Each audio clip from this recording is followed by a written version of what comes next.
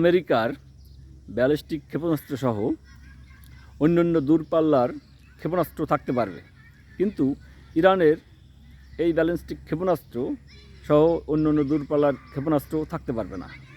আমেরিকার পারমাণবিক অস্ত্র থাকতে পারবে শয়ে শয়ে, কিন্তু ইরানের পারমাণবিক অস্ত্র তৈরির যোগ্যতাও থাকতে পারবে না।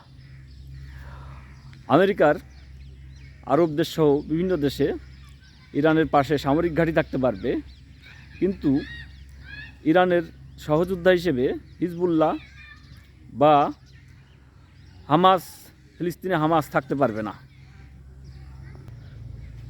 আমেরিকার ধামাধারা স্টেট ইসরায়েল আমেরিকার সাথে ইরানের বিরুদ্ধে যুদ্ধে অংশ নিলে তাতে কোনো সমস্যা নেই, কিন্তু ইরানের সাথে লেবাননের হিজবুল্লাহ বা ইয়েমেনের হুতিরা যুদ্ধে ইরানের পক্ষে অংশ নিলে সমস্যা। তো ইসরায়েল আর আমেরিকা ইরানের বিরুদ্ধে যুদ্ধে নেমে বুঝেছে যে মামাবাড়ির আবদারের দিন শেষ। এটা তাদের উচিত শিক্ষা হয়েছে বলে ধরে নেওয়া যায়।